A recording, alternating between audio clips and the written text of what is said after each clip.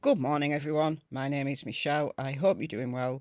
Welcome to another video. It's Monday morning, and this is the second video that I've put out today.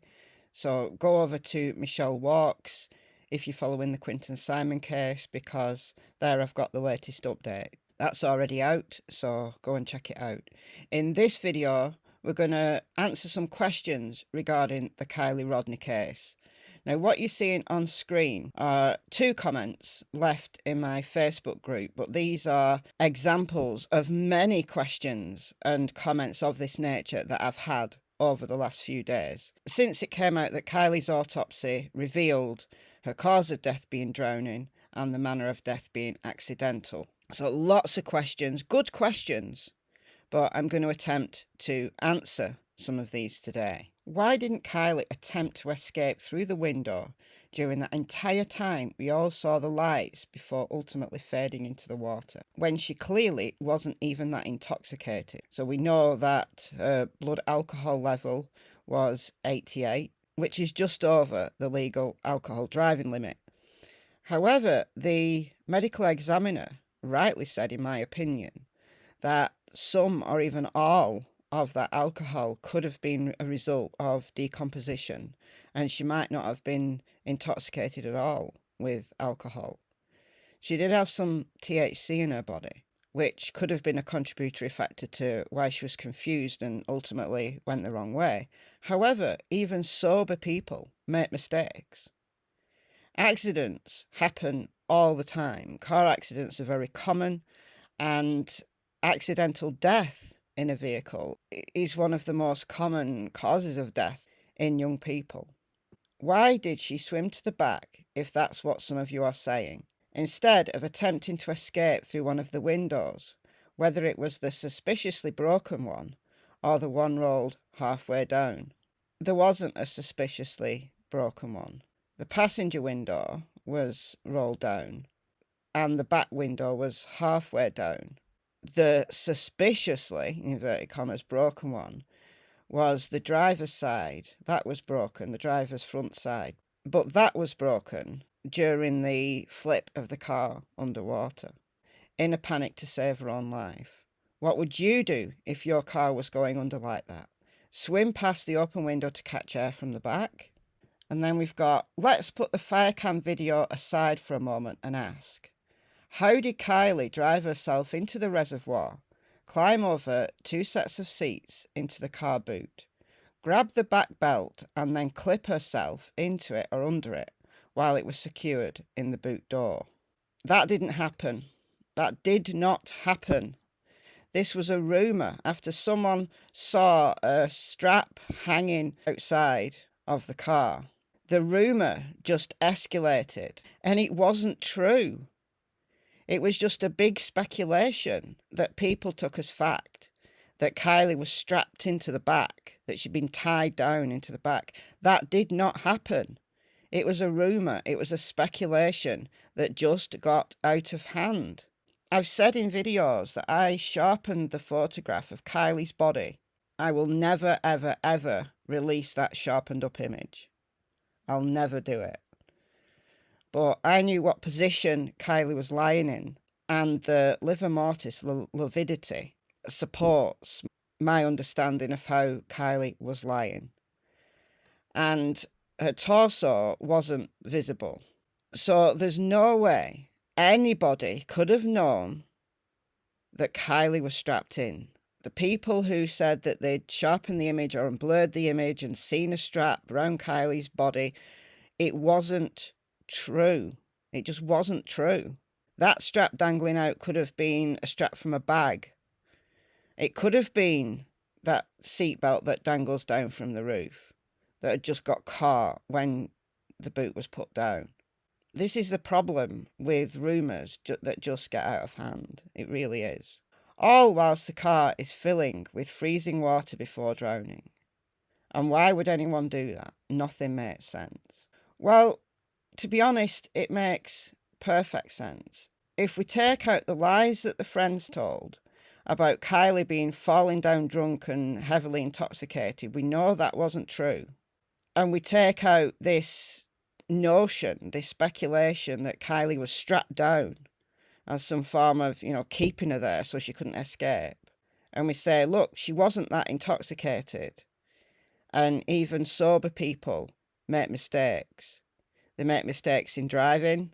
The mistake Kiely made was going the wrong way. But then once she got into the water, then blind panic takes over. So we are going to go back to the fire camera video, and we're going to time how long Kiely would have had to think fast to get herself out of that situation. So if you're still in the mindset that this footage isn't real, then I've got numerous videos on this. I'm not reopening that argument. I've done that to death. The purpose of showing this video again is to time how fast that car submerged once it had got into the water. So we're seeing Kiely's car here. She's come out of the intersection and it's now travelling towards the water.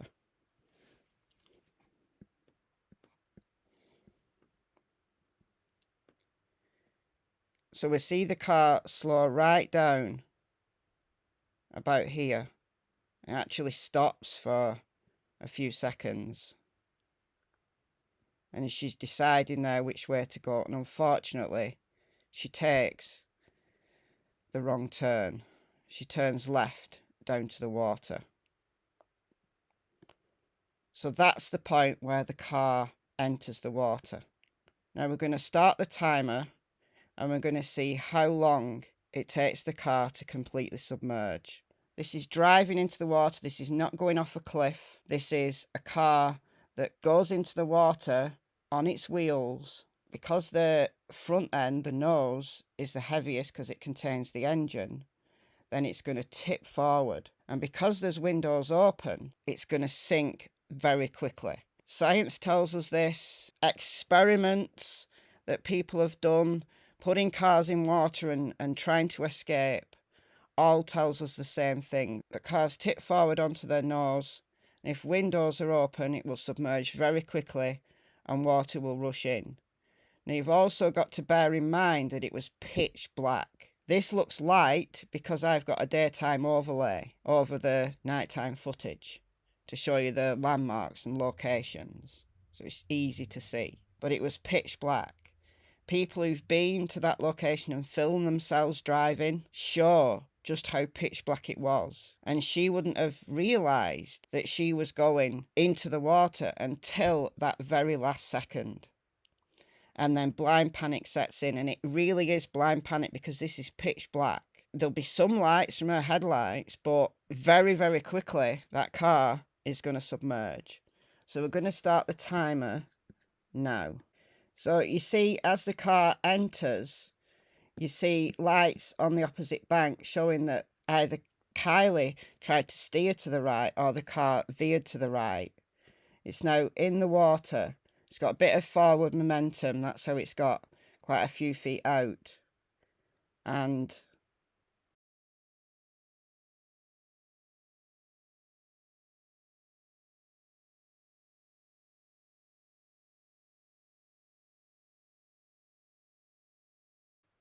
the car is now sinking.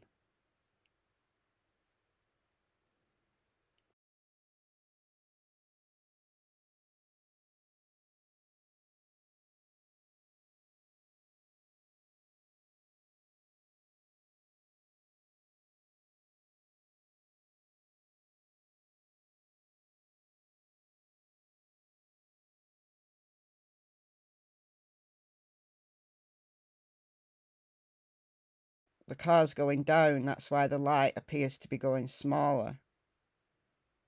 Because the car's now on its nose.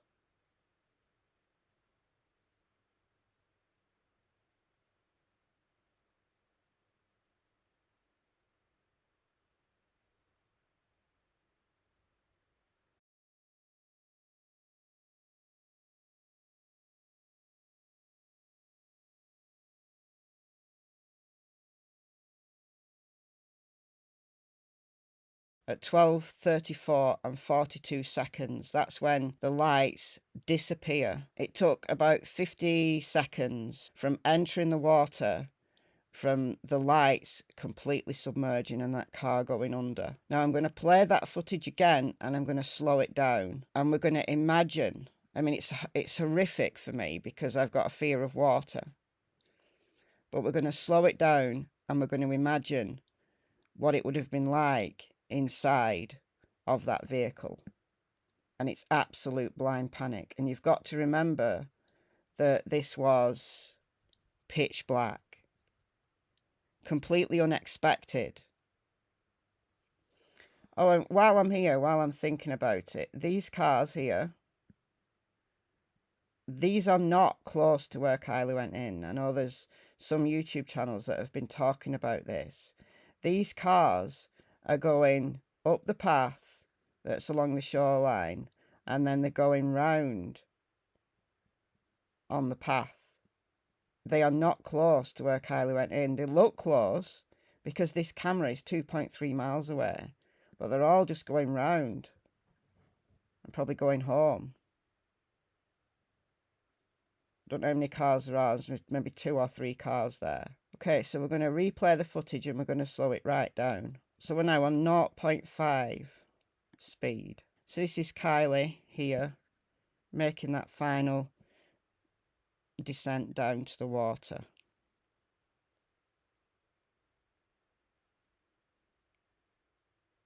This is 0.5 speed.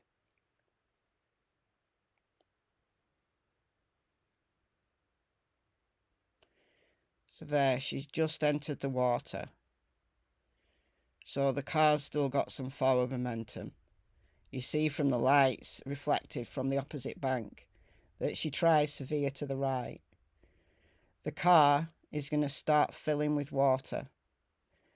There's going to be water that comes up from the bottom, and then that open window, as that nose tips down, that open window is going to fill. It's going to fill the car, it's going to flood the car with water very quickly within a few seconds. Kiely might scramble in a panic, scramble to the back. It's completely dark. The car is tipping forward, and it's also probably tipping to the right as well. Although Kiely has the chance to get through the open window at the back, she's now absolutely frantic. She's now in a state of absolute blind panic. Water is coming in through that window as well, and the car is almost filled with water.